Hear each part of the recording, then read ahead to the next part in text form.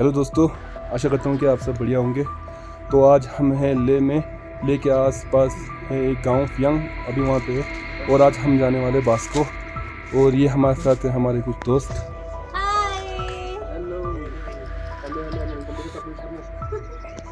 बाकी आपको ले जाते हैं आगे की सफ़र में कुछ देर में।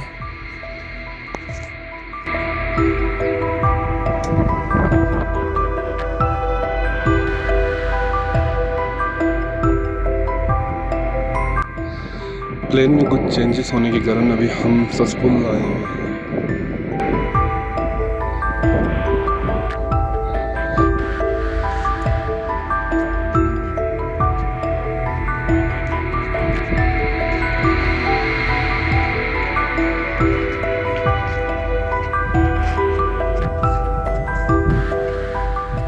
अलची वो सबसे महत्वपूर्ण जगह है लद्दाख के टूरिज़्म का।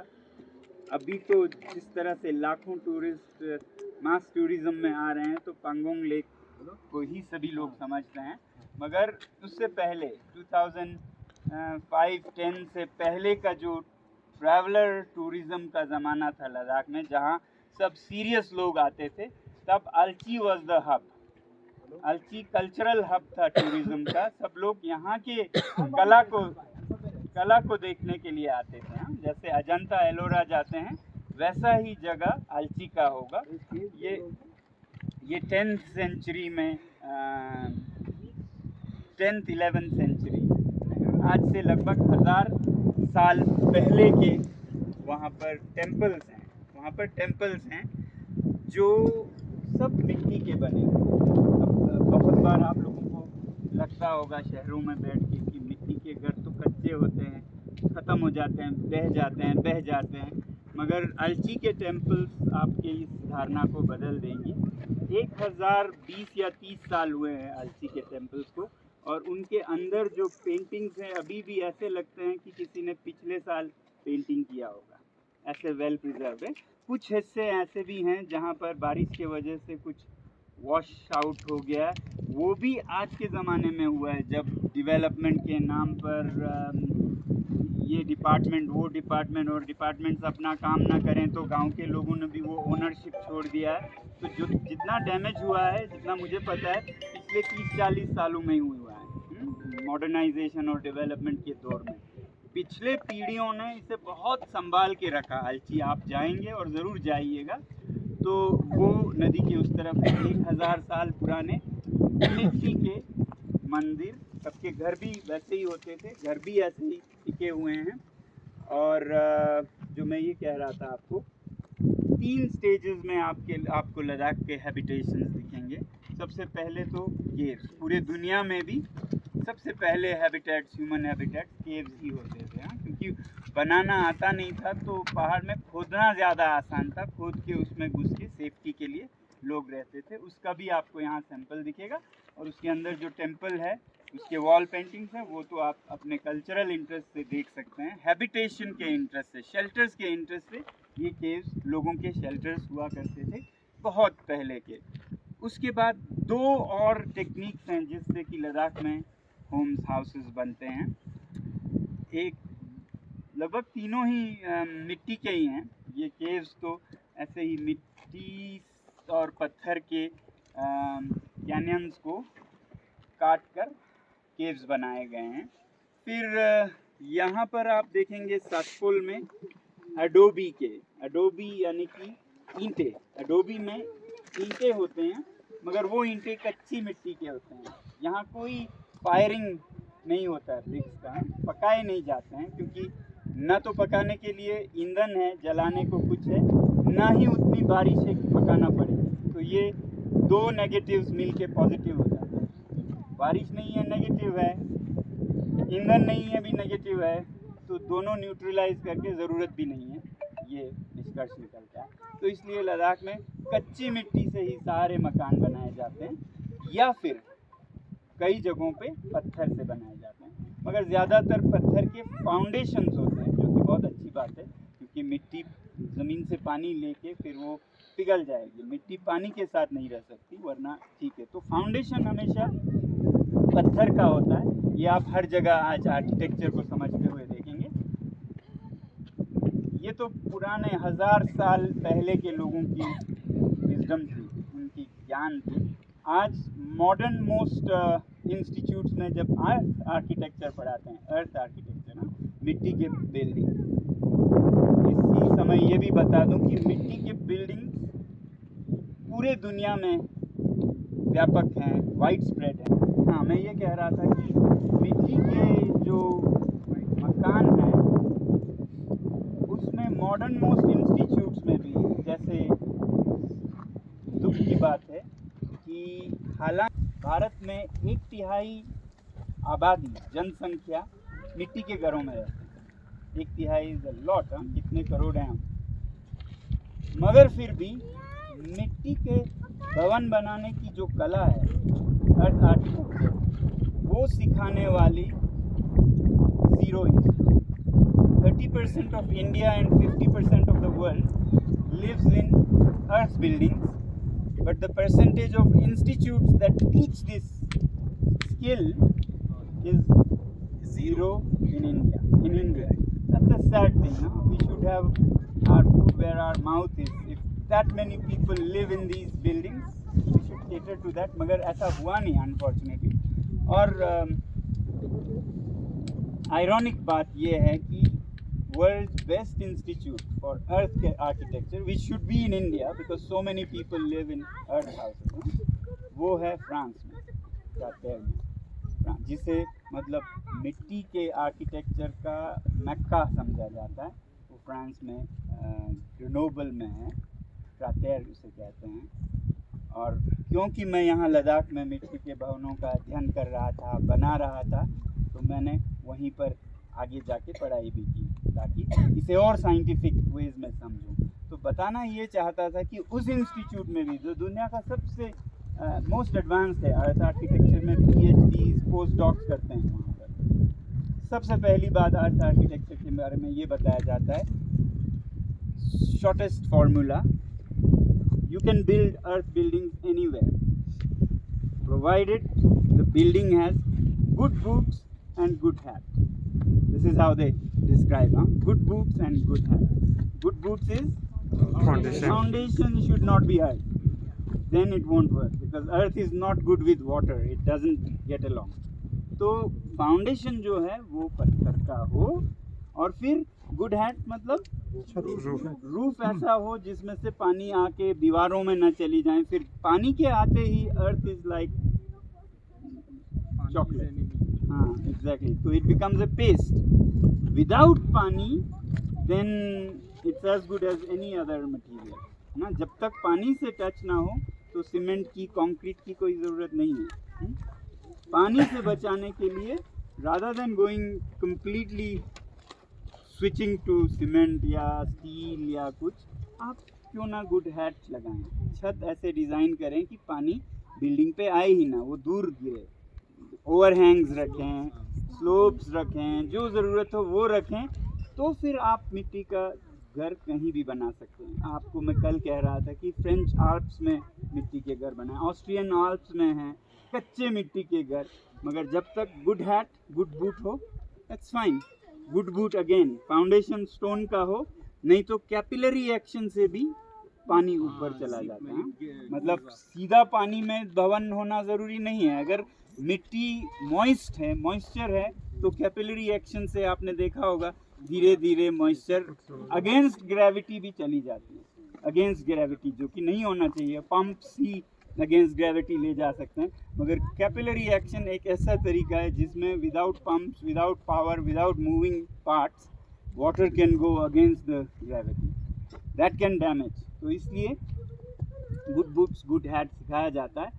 और यही बात, यही समझदारी जो आज के इंस्टीट्यूशंस में आप इधर के भवनों में देखेंगे कि फाउंडेशन हमेशा पत्थर के हैं, या इवन बेसमेंट भी स्टोन के हो सकते हैं। बहुत बार ग्राउंड फ्लोर भी पत्थर के हो सकते हैं, उसके ऊपर फिर मिट्टी के होंगे।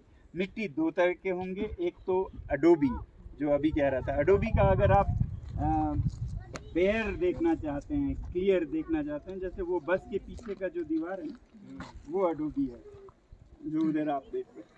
मतलब नॉट द बेस्ट एग्जांपल, मगर एक वॉल है जिस पे प्लास्टर नहीं किया, बाकी सारे बिल्डिंग्स पे प्लास्टर किए हैं इसलिए नहीं पता चल रहा, मगर अंदर से यही अडोबी ब्रिक्स हैं। Adobe is a word used perhaps from Latin American root, which is like a brick. Sun-dried mud brick is what it is. Definition would be sun-dried. It's not fired, not baked. Yeah, it's natural, raw, sun-dried, raw earth mixed with the right amount of water. It can be shaped. Once you shape it in the form of a brick, you leave it in the sun and it's ready to build. ये technique Ladakh भर में use होता ही है, तिब्बत में बहुत जगहों पे होता है, और नॉर्थ अमेरिका में आपके अमेरिकन नेटिव अमेरिकन्स जो हैं वो काफ़ी यूज़ करते हैं इस तरह के, जहाँ जहाँ उतना पानी बारिश नहीं हो, जहाँ काफ़ी सूखा हो, उस तरह के एरियाज में यूज़ करते हैं। Okay.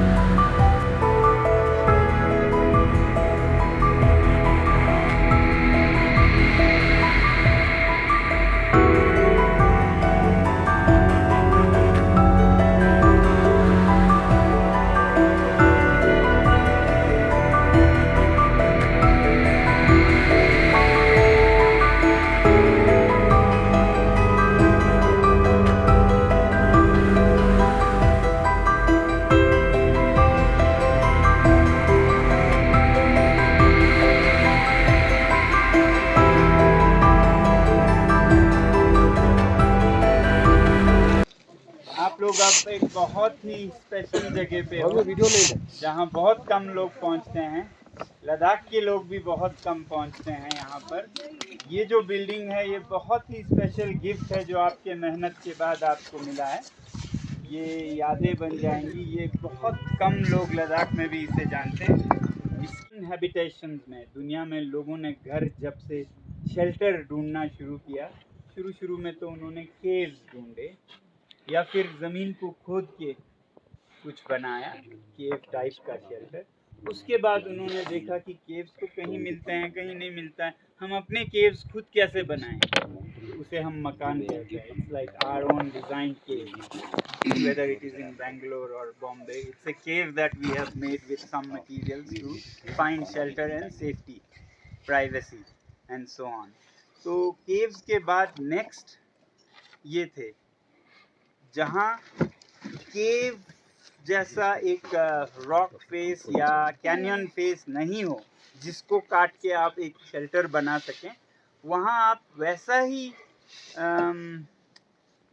Texture man made create करें। तो आपने देखा होगा अगर जहाँ केव्स थे भी, वहाँ ऐसे ही मिट्टी हज़ारों लाखों साल से दब के, रॉक भी नहीं, एक कॉन्ग्लोमरेट सा mix of stone, pebbles, gravel, soil, ऐसा एक फेस था जिसको काट के आपने एक हाउस बनाया। It's like negative construction. In construction you add, in this you subtract, है ना, केव्स में। तो you make a subtracted dwelling, shelter. Now then people learn to do the positive one, where you add material and build something, positive construction. So उसमें भी जैसा layers उस canyon में जिसमें केव देखा, वैसा ही करने का एक आइडिया उन्हें आया लगता है। जो मिट्टी मिलता है उसको उन्होंने देखा कि moisture binds, with moisture soil sticks, and even if it ड्राइज it keeps sticking. तो उसको कैसे शेप करके एक केव मैन मेड बनाए। शुरू के जो these caves or houses must have had big fat walls like caves. धीरे उन्हें मिनिमाइज करना आया, तो ये वॉल्स 1.5 फुट के, 1 फुट के, आजकल तो 6 इंच 3 इंच तक के भी बनाते हैं, जहाँ और चीज़ों की फिक्र नहीं करनी पड़ती, जैसे ठंड की यहाँ। तो यहाँ पर आप देखेंगे बहुत मोटे दीवारें बनाए, जैसा वो माउंटेन फेसेस था वैसा ही मटेरियल्स लाइक स्टोन पेबल सबको लाके और फिर फाइन मटेरियल्स लाइक क्ले उसको लाके पानी में डाल के उसको शेप किया और उनके अपने केव्स बने, मैन मेड केव्स और हाउसेस। तो यहाँ पर आपको उसका सैंपल मिलता है कि रैम्ड अर्थ, जो कि इन मटेरियल्स को डाल के कूट के बनाया जाता है, therefore rumped because it is made from rhyming under pressure exerted by human beings on these materials like soil in a frame। Pressure डालेंगे तो ऐसे गिर के बिखर जाएगा ना, तो एक वुडन फ्रेम बनाते हैं, उसके अंदर इसको कूटते हैं, मॉइस्चर होना ज़रूरी है, कूटते लेयर में कूटते जब वो फ्रेम, यूँ समझिए दरवाज़ा, किसी दरवाजे को लाए इस तरफ रखा और एक दरवाज़ा लाए इस तरफ रखा, इन दोनों को बांध दिया और बीच में आप मिट्टी पत्थर वगैरह मॉइस्ट करके कूट रहे हैं। और बहुत ज़्यादा भर देंगे तो कूटने का फ़ायदा नहीं होगा, इतना ऊपर के लेवल पे कूटें यहाँ फ़र्क नहीं पड़ेगा, तो इसलिए आप 3-4 इंच के लेयर्स में कूटते हैं, उस पर असर होगा, प्रेशर बनेगा। जब 4 इंच का कूट के 3 इंच बना दिया, उसके बाद और एक 4 इंच का मिट्टी डालेंगे, शुरू में लूज़ होगा, वो 4, 4.5, 5 का होगा, कूट के उसको भी 3 कर देंगे, ऐसे करते लेयर्स करते वो फ्रेम जो दरवाज़ों का था वो भर जाएगा। उसके बाद उसको उसके ऊपर कर सकते हैं या और हॉरिजॉन्टली पूरे बिल्डिंग का कर सकते हैं, फिर उसके बाद सेकंड लेवल, थर्ड लेवल, ऐसा करते एक मकान बन जाएगा। This is the technique of rammed earth. ठीक है, रैम्डर ये बहुत पुराने टेक्निक्स में से है। इसके सैंपल्स लगभग 5000 साल पहले के मिलते हैं। ग्रेट वॉल ऑफ चाइना जिसे कहते हैं वो भी इसी टेक्निक का एक नमूना है, कूट के मिट्टी भर के। फ़र्क ये है कि वो इतना चौड़ा बड़ा वॉल था जिसमें कूटते तो कितना कूटते, तो वो बहुत क्लेवर थे, उन्होंने उस पे घोड़े दौड़ाए, पत्थर के दीवार पतले 2 बनाए, उसके अंदर मिट्टी डाला, रादर देन फुली वाटरप्रूफ हो गया, मगर उसको फायर नहीं करें भी उसमें बाइंडिंग है क्योंकि क्ले बहुत है। यहाँ पर क्ले नहीं है, उसका अल्टरनेटिव मैनुअल लेबर से कूट के उसका बाइंडिंग बढ़ाया जाता है। जब आप कूटते हैं, that pressure makes it bind even with less clay. So a replacement for clay which is in very little supply in the mountain is pressure, and that's what we are giving. It's actually like how these rocks were made. आपको पता होगा ये rocks समुद्र के तल पर जब मिट्टी गिरता है, बाढ़ का वो सब गिरता है, उसमें पेड़ गिरते हैं, उसमें मछलियाँ उनकी हड्डियाँ गिरते हैं और फिर मिट्टी आता है और फिर वो प्रेशर में रहता है तो वो पहाड़ बन जाते हैं। आपको पता होगा ना, सेडिमेंट्री रॉक्स खासकर, तो प्रेशर में बना है वो ये पहाड़ भी, और वही प्रेशर हम छोटे स्केल पे माइक्रो रॉक्स हम बना रहे हैं। एक तरह से rumped earth is like artificial rock, man made rocks. वो जो नेचर ने मिलियंस ऑफ ईयर्स लिया, उसको हम कूट के थोड़े से में कर रहे हैं अपने ज़रूरत के बराबर। That's what rammed earth is. Rammed earth comes close to natural rock, it's like man made rock जिससे हम घर बना रहे हैं। ठीक है, तो लद्दाख में एक बहुत बड़ी समस्या है क्ले का ना होना, बाइंडिंग का ना होना। जहाँ भी आप वहाँ से या हयाल में या फ्यांग में मिट्टी उठाएं, जैसे मैं यहाँ से उठाता हूँ, तो ये ऐसा सूखा होगा, आप देख सकते हैं, कुछ बाइंडिंग नहीं है, फाइन्स बहुत कम है, ऐसे बड़े पत्थर हैं, छोटे कंकड़ हैं या सैंडी सॉइल है, मगर जो फाइन चाहिए, जो कि पेस्ट बन के इसको इन सब को पकड़ के रखे, वो बहुत कम है लद्दाख में। ऐसे कमी में हम रैमिंग ज़्यादा करते हैं। ठीक है, मगर रैमिंग के लिए भी बहुत जगहों पे उतना बाइंडिंग क्वालिटी नहीं है, और ख़ासकर अडोबी जो है उसको तो और भी क्ले चाहिए, अडोबी में और ज़्यादा क्ले चाहिए। तो ज़्यादातर अडोबी वहाँ दिखेगा आपको जहाँ पे फाइन सॉइल्स मिलेगा, और रैम्ड अर्थ वहाँ दिखेगा आपको जहाँ पे फाइन सॉइल्स बहुत कम हो और लोगों को कूट के बनाना पड़े। और फिर उससे भी नहीं हो तो फिर यूजलेस है, कर नहीं सकते हैं। तब एक तरकीब आती है जब इतना सैंडी हो कि कूट के भी वो नहीं पकड़ता है, जितना भी कूटिए वो फिर बिखर जाएगा, इतना सैंडी है, खुरदरा है। पानी डाल के अब रेत को आप जितना भी दबाएं ना बीच पे जाके, वो स्टिक करेगा। इसीलिए तो रेत के महल कहते हैं ना, प्रोवर्बियल, रेत के महल, हवाई महल, ये सब पल भर के लिए होते हैं, उसके बाद वो बिखर जाता है। क्यों बिखर जाता है? क्योंकि उसमें कोई सीमेंटिंग मटेरियल नहीं है, बाइंडिंग मटेरियल, वेदर क्ले और सीमेंट दोनों चल जाता मगर नहीं है, इसलिए बाइंड नहीं करता है। तो यहाँ हयाल में जब हम रिसर्च कर रहे थे तो हमने ये देखा कि क्योंकि मिट्टी में बाइंडिंग कैपेसिटी नहीं है, लोग क्या कर रहे थे, दूर दूर जाके जहाँ किसी वजह से फाइनर सॉइल होगा वो उस सॉइल को उठा उठा के ला रहे थे, या फिर वहां पे ब्रिक्स बना के उस ब्रिक्स को सैकड़ों किलोमीटर दूर दूर ले जा रहे थे। क्यों जा रहे थे इतना दूर? क्योंकि वहां की मिट्टी में चिकनाहट है, वहां की मिट्टी में चिकनाहट है, तो इसलिए हम ट्रक ट्रक भर भर के ला रहे हैं, या पहले पीछे लाद के या याक्स पे लाते थे। आप समझ सकते हैं कितना एफर्ट होता होगा पूरा मिट्टी ले आना। अभी हमने एक टेक्निक परफेक्ट किया जिसमें हमने कहा कि हम पूरा मिट्टी क्यों कहीं का कहीं ले जाते हैं, क्योंकि 90% तो आपका जो कुछ है वो अच्छा है, 10% to 15% आपको फाइन क्ले चाहिए बाइंडिंग के लिए, तो वो 10-15% वाला कहीं से लाइए ना, आप पूरा 100% क्यों लाते हैं? आप समझ रहे हैं? अभी ले में जितने भी बिल्डिंग्स बन रहे हैं अडोबी से भी, वो अडोबी आता है शे गांव से, कोई 25-30 किलोमीटर दूर से। अब सोचिए आप हर एक चीज दूर से लाएं तो कितना ट्रांसपोर्ट होगा, एक्सपेंस होगा, पोल्यूशन होगा। तो हम ये कह रहे हैं हयाल में कि हम शे से नहीं लाएंगे, हम सासपुल से नहीं लाएंगे या लिकीर से, और एक गांव में भी मिलता है, हम वही मिट्टी यूज करेंगे, लाएंगे तो वो चिकनी मिट्टी लाएंगे जिसकी कमी है हमारे सॉइल में। The missing part is that 15%, not the whole, है ना। आप यहाँ से ले भी जाएं, शे से यहाँ से भी, उसमें भी हम देखेंगे 85% तो सैंडी सॉइल है, जो कि हयाल में भी है या सेकमोल में भी है। तो फिर वहां से वही सॉइल क्यों लाएं? Transport what is not there in our soil.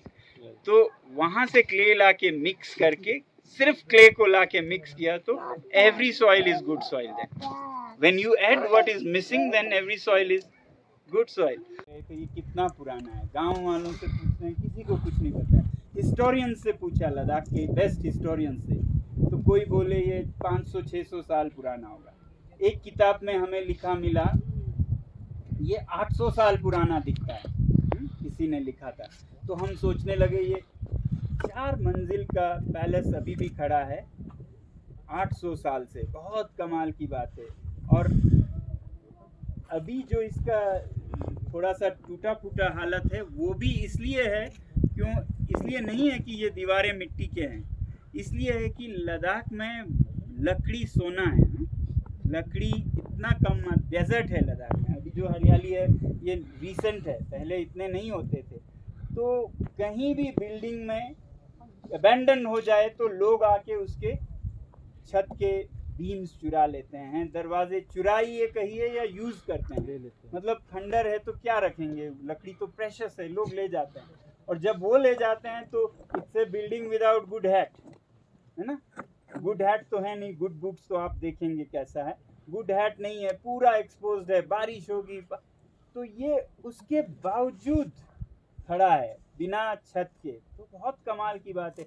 कब से खड़ा है हम पूछने की कोशिश कर रहे थे, ओल्डेस्ट हमें पता चला 800 साल है, जो कि बहुत पुराना है 800 साल। फिर एक साइंटिस्ट ने इसका कार्बन डेटिंग किया, जो इसमें थोड़े लकड़ी के पीसेस मिले, कुछ खिड़की कुछ बचे हुए, उस कार्बन डेटिंग ने हमें और चौंका दिया। पता चला ये 800 साल पुराना नहीं है, ये 1500 साल पुराना। तो 1500 साल पुराना बिल्डिंग 4 मंजिल खड़ा है, और वो मिट्टी का है जिसे हम आज कच्चा मकान कहते हैं।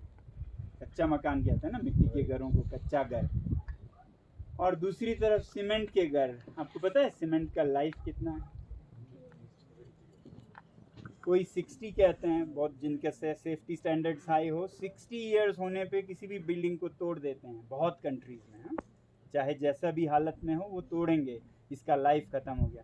कोई 80, कोई 100 मैक्सिमम कहते हैं। तो 100 इयर्स, और ये 1500 इयर्स से खड़ा है विदाउट इवन रूफ। अगर इसके रूफ वूफ इसमें लोग रहते और भी निरंतर, तो ये आज आलीशान पैलेस अभी भी होता।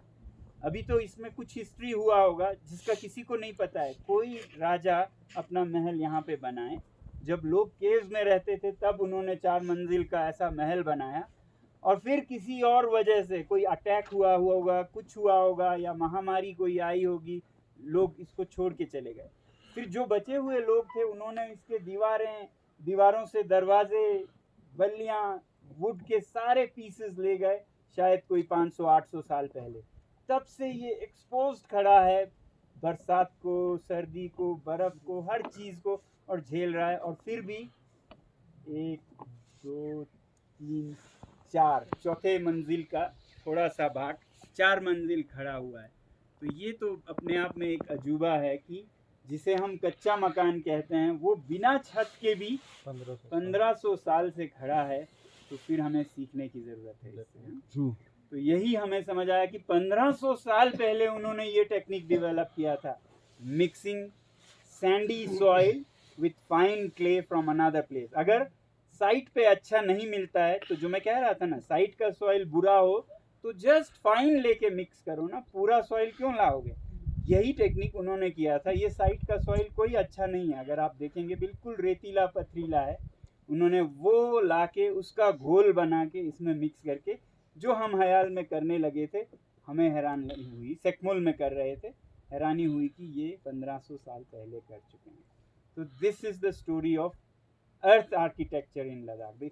I think this is the oldest surviving multi storey structure in Ladakh. बहुत बहुत कम लोगों ने इसे देखा होगा, लद्दाख के लोग भी यहाँ नहीं पहुँचते हैं। कुछ हिस्टोरियंस ने इसके बारे में किताबों में लिखा होगा। हम चाहते थे कि आप कुछ ऐसा देखें जो औरों ने नहीं देखा हो। तो और यहाँ से आपको एक्सपेंस दिख जाता है गांव का, अर्ची का, जहाँ आप जाएंगे, तो इसलिए भी। तो ये है रैम्ड अर्थ, ठीक है, रैम्ड अर्थ। और बहुत बार हम ये सोचते हैं कि ये तो अर्थ है, मिट्टी का तो कितना लाइफ होगा, स्ट्रॉन्गर, चलो तब सीमेंट नहीं था, और क्या होगा जो स्ट्रॉन्गर लगता है आपको पुराने टेक्निक्स में से? स्टोन, है ना, स्टोन। बहुतों को लगता है कि stone houses are strong. Actually आप थोड़ा भी देखेंगे अर्थक्वेक्स के हिस्ट्री में, सबसे पहले जो सबसे जानलेवा है वो स्टोन हाउसेज है। सबसे जानलेवा स्टोन हाउसेज हैं। स्टोन नहीं बाइंड कर पाते, उसके बीच का मोटर वोटर काम नहीं करता है, गिर के सबको मार डालता है, और इतना हैवी होता है कि कोई बच भी नहीं पाता है स्टोन। और अर्थ जिसे हम सोचते हैं ये क्या करेगा, वो खड़ा रहता है। अभी आप जिस टीले पे बैठे हैं ना, थोड़ा देखिए इर्द गिर्द क्या दिख रहा है आपको, आपके नीचे पत्थर ही पत्थर दिख रहा है ना। ये क्यों जमा किया होगा इतना सारा पत्थर इधर, इतना टीला? और बनाने के लिए, और ये गिर गया होगा। और सोचिए, तो राजा ने, जिस भी राजा ने बनाया, उन्होंने अर्थ का भी बनाया और स्टोन का भी बनाया। शायद उन्हें किसी ने कहा होगा क्या मिट्टी का बना रहे हो, पत्थर का बनाइए, तो उन्होंने कुछ पत्थर का भी बनाया और वो आज एक टीला बना है। It's like that, this stones. Exactly. तो स्टोन में वो नहीं होता है, हालांकि each stone is very hard, but the house you make is not. It doesn't withstand earthquakes. Earthquakes, stone houses are the most dangerous one, and it has become a pile of stones on which you are sitting, whereas the earth is standing up. That's why Japan does not have any stone houses. हाँ, वहाँ तो बहुत मुश्किल होगा। Every other day they have an earthquake. तो बिल्कुल बिल्कुल। और earthquake के लिए आपका बेस अगर बड़ा हो तो centre of gravity with in रहता है। ये सब रैम्ड अर्थ के आपके मिनिमम 1.5 फुट से शुरू होता है, एक्सट्रीम केसेस में 1 फुट, मगर बड़े दीवारें बनाते हैं। और जब बड़े दीवारें बनाते हैं वो और प्रॉब्लम्स भी सॉल्व करता है, क्योंकि वो इंसुलेशन का काम भी करते हैं। 1.5 फुट का मिट्टी का दीवार हो तो ठंड अंदर नहीं आ पाती, अंदर की गर्मी बाहर नहीं जा पाती। तो मिट्टी के दीवारों में बहुत खूबियाँ भी हैं। जब सही थिकनेस का हो तो वो इंसुलेटिंग भी होता है। और तो और लाइक एयर कंडीशनिंग, बाहर की ठंड को नहीं आने देगा, ये तो समझ रहे हैं, अंदर की गर्मी को नहीं जाने देगा। अर्थ has a great moisture absorbing capacity. अंदर जब ह्यूमिडिटी बढ़ जाए तो वो अर्थ एब्जॉर्ब कर लेता है। Clay is always thirsty for water. तो अंदर आप लोगों ने कुछ उबाला या कुछ जो भी किया, खाना पकाया, बहुत मॉइस्चर बढ़ गया, तो ये क्ले की दीवारें उसको एब्जॉर्ब करके लिमिट में रखती हैं। और फिर अंदर बिल्कुल ड्राई हो गया, ह्यूमिडिटी है ही नहीं, तो यही जो एब्जॉर्ब किया हुआ था वो रिलीज करता है। तो it becomes like a bank of heat, bank of moisture, thermal regulation, humidity regulation, और फिर उसके ऊपर इट्स अबंडेंटली अवेलेबल करना पड़ता है, खुद सपोर्ट हो जाता है एक गोल दायरे में। ज़्यादातर आपको वो ईंटों में या पत्थर में दिखेगा, stones, nicely dress stones with a key stone at the top. वो आपको ब्रिजेस के शेप में भी दिखेगा। एक्वाडक्ट, पानी के लिए भी ब्रिजेस बनते हुए देखा होगा। घरों में दीवारों में खिड़कियां या दरवाजे राउंड, चर्चेस में, मस्जिदों में दिखेगा, है ना। तो इट्स अ ग्रेट शेप, क्योंकि उस शेप में हर एलिमेंट खुद को सपोर्ट करता है। कंप्रेशन में होता है। अब अर्थ बिल्डिंग्स में क्या ये मुमकिन है, ये हमें नहीं पता था। अर्थ बिल्डिंग्स में मिट्टी के दीवारों में अगर हम आर्चेस यूज़ करें तो बहुत सस्ता होगा, कॉस्ट घट जाएंगे। मगर हमने कभी नहीं सुना था लद्दाख में, सेकमोल में, कि अर्थ के आर्चेस भी हो सकते हैं। तो हम, अगर आप सेकमोल गए हैं तो सेकमोल का जो मेन बिल्डिंग है वो बना रहे थे, और हमें एक मजबूरी हुई। समटाइम्स मजबूरी can lead you to great things. मजबूरी ये हुई कि 1996-7 में सडनली वुड प्राइसेस डबल हो गए, क्योंकि कश्मीर में वुड लॉगिंग पे बैन लग गया, तो प्राइसेस एकदम डबल हो गए, और हमारे बिल्डिंग का कॉस्ट क्लोज टू डबल होने लगा, क्योंकि बहुत वुड था।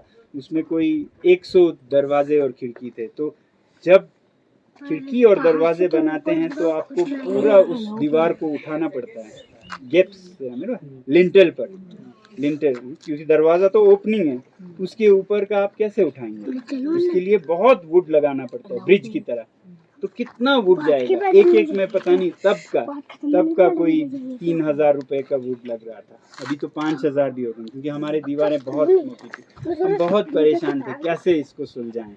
तो किसी तरह भटकते भटकते मैं यहाँ पहुँचा तब, और यहाँ पर ये देखा, और यहाँ पर देखा कि ये तो एक्चुअली एक आर्च है। ये arch man made intentional designed arch नहीं है, ये एक्सीडेंटल आर्च है। असल में ये आर्च था नहीं, यहाँ पर दरवाजा था, आप देख रहे हैं वो फ्लैट, और फिर यहाँ पे दरवाजा रहा होगा। मगर लोगों ने दरवाजा खींच के ले गए, चोरी कहिए या यूज रिसाइकल कहिए, ले गए। तो फिर ये क्रम्बल होने लगा, मगर क्रम्बल लाइन ऑफ फोर्स के अलोंग होने लगा। आर्च का प्रिंसिपल ये है कि एक ऐसा पैराबोला, इन्वर्टेड पैराबोला, जिसमें सारे मिनरल्स, एलिमेंट्स कंप्रेशन में रहता है, इस तरह से। हाँ, तो ये ऐसा नहीं था, ये ऐसा था। तो ये एक बहुत ही इंटरेस्टिंग साइंस का अजूबा है कि जब लोगों ने ये दरवाज़ा ले गए, ये सारा लिंटल ले गए, तो जो जो इसके अननेसेसरी एलिमेंट्स थे नेचर के इस पैराबोला में, यानी कि अंडाकार, ये एक उल्टा अंडा है, आर्च इज एन उल्टा अंडा, है ना। तो जो उस उल्टे अंडे के शेप से अननेसेसरी थे वो सब गिरने लगे, खुद ही नेचर में गिरने लगे। और रुका कहाँ, जहाँ पर एक रफली अंडे का शेप हुआ।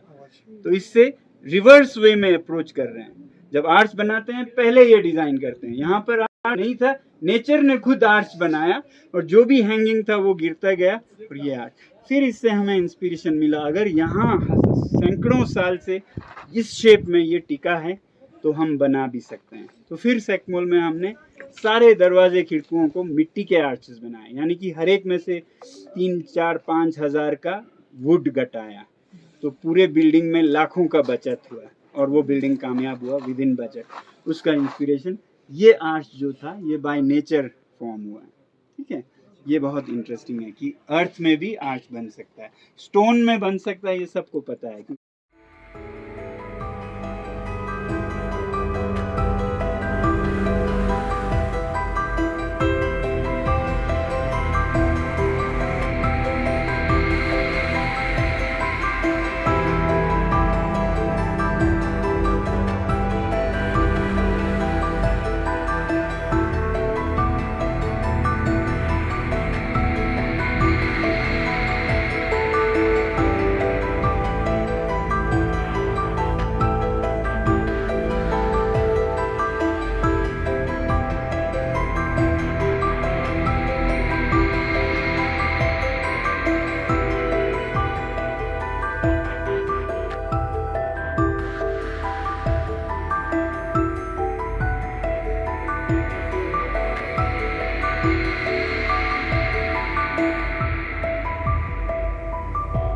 हेलो दोस्तों, अभी हम ससपुल से अलची मोनेस्ट्री की तरफ आए हुए हैं और ये है अलची मोनेस्ट्री, आपको दिखाते हैं आगे।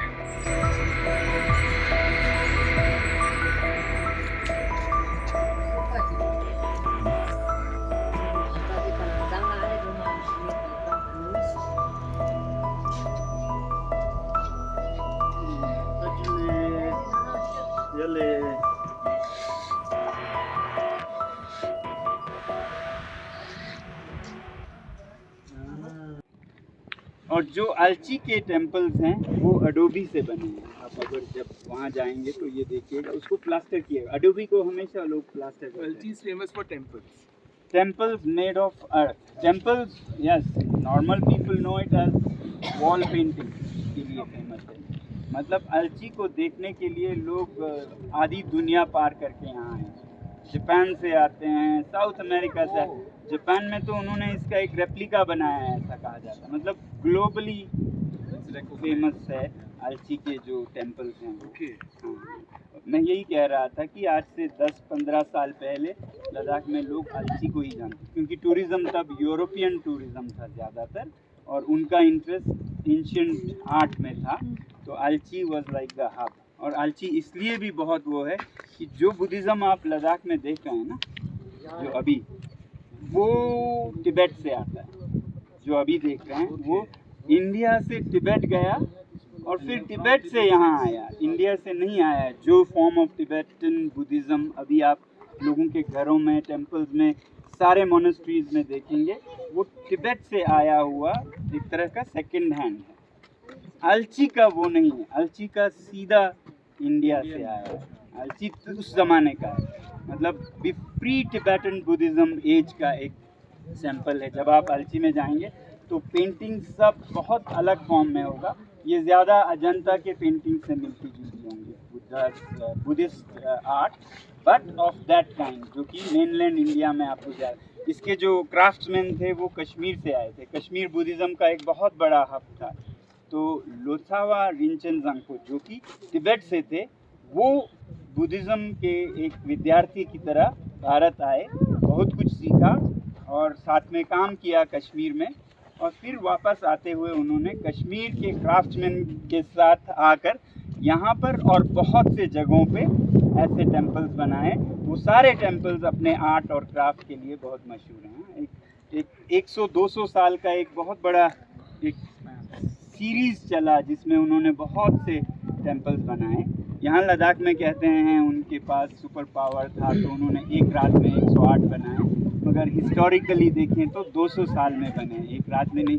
और लोगों का बिलीफ ये है कि लोथावा रिंचन जांगपो ने एक ही रात में बहुत से टेम्पल्स बना लिए।